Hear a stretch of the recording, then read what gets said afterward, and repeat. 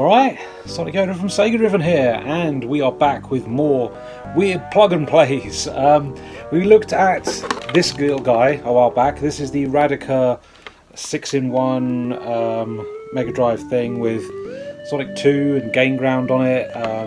Little plug and play unit, you put 4 batteries in it, plug it into your telly. This little box has all the console on a chip stuff on it, and you control it with this little controller, which is molded on the original 3-button Mega Drive pad. It's just that it's got a new menu button, so you can actually navigate back to the menus to select the games. Cool little device, but very gimmicky, and yeah, I mean, it's PAL 50, so you have the PAL experience, which is not the best way to play Mega Drive games in this day and age, but a perfectly serviceable way to play them. The real fun with these plug and play devices is not so much actually playing it, it's more the thing itself. Like, how cool is this? This is a new Mega Drive pad and a little tiny Mega Drive that actually has a console on a chip solution on it. That is, that's cool. That's new hardware to muck around with. That's the real fun of plug and plays, is actually using these devices and just having new officially licensed Sega tech to muck around with. I say new, they're pretty old now, but yeah.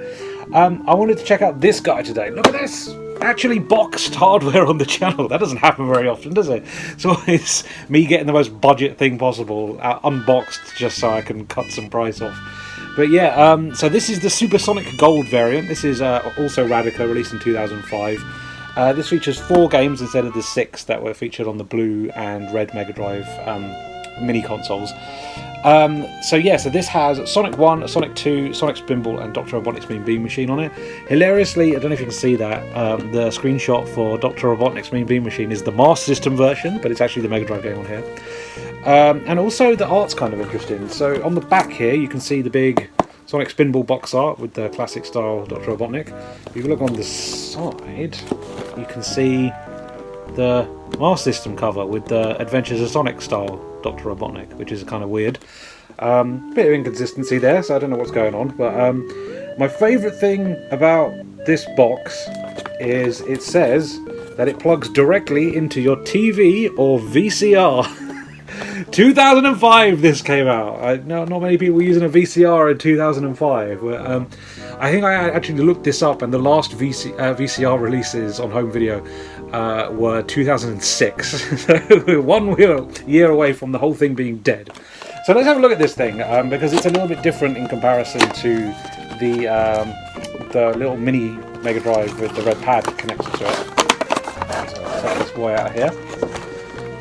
So the difference is, this time you will notice there is no little mini Mega Drive connected to it. It's just the composite video out cable and the controller, because as you can notice, this is a bulkier controller. The console on chip Mega Drive is actually bolted onto the back of the controller, so it's all in here. You plug your 4 AA's in here, and then you just run as was, the same as the other one. It's just that it's all contained in one little device instead of a separate little box, which is kind of cool. And I like the moulding. I think it's cool that there's like an interesting new design for the tech.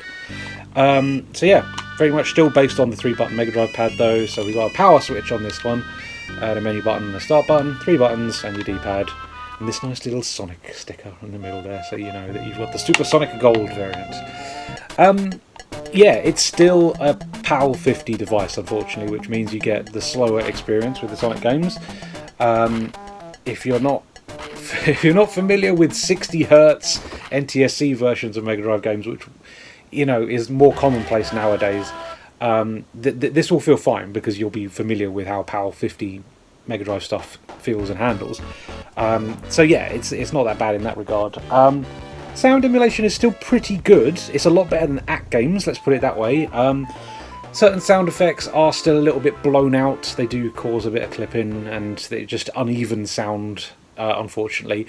You can fix that. There is guides on YouTube on how to make corrections to the actual console on chip itself by opening the thing up, and you can correct the sound so that it's actually a little bit more even, and it's pretty good sound emulation, all things considered. So yeah, it's not a bad little way of playing, some Sonic. Nice and easy. You can literally plug it into any television as long as it's got a composite input. And yeah, you can play 4, classic Mega Drive Sonic games. So you've got Sonic 1, Sonic 2, Sonic Spinball, and Dr. Robotnik's Bean Machine. A bit of a shame there's only 4 games instead of 6, like the blue and red Mega Drive pad ones. So you are getting less, I suppose, in that regard. But it's nice to have a completely dedicated Sonic the Hedgehog device. So that's kind of fun. Yeah, it's fine. Like, I think that, again, like the real fun of these plug and play devices is the actual feel of the unit itself, and how it's a new bit of tech that is officially licensed by Sega and features their stuff on it. I like that it's based on an original 3-button pad. I love the look of it with the gold accents and the blue sort of buttons and D-pad. That's really fun. Feels pretty nice in the hand. The only thing I'd say with this one is that added bulk here, this block that sticks on the back of the Mega Drive pad, doesn't feel as ergonomic in the hands. It feels like you're hanging onto the edges of the controller instead of getting a nice grip on it. Yeah, this it feels a little bit more cumbersome in the hands. It's not as comfortable as the red pad, which just sits in the hands nice. It doesn't feel like you're just hanging on to the edges. You've got you can get your grip on the pad a lot better. So yeah, this one not so great in that regard, but I can see why they've done it, because they've just they've moved away from the whole mini console box to having it all contained in one device, which is a little bit more compact and obviously probably cheaper to produce as well, because it doesn't have to have 2 separate components. But yeah, it's an interesting little thing. It's definitely not the best way of playing classic Sonic in this day and age, but again, the fun of these things is just, it's a new bit of Mega Drive tech, right? Like, it's daft and silly, and you really won't be sitting down for a long time to play, Sonic 1 all the way through on one of these, but it's just a cool little party piece in a weird way. It's just like, hey, give this a go, have a little muck around with this. No, I've enjoyed my time mucking around with the old Supersonic Gold. I think it is a daft bit of kit that I will proudly display. I don't know if I'll use it too much in the grand scheme of things, especially because I've got lots of other better ways to play Mega Drive games in this flat. But yeah, it's a good little laugh, and like I say, the joy of plug and plays is the device itself, like the new mold, the new bit of tech that's running this.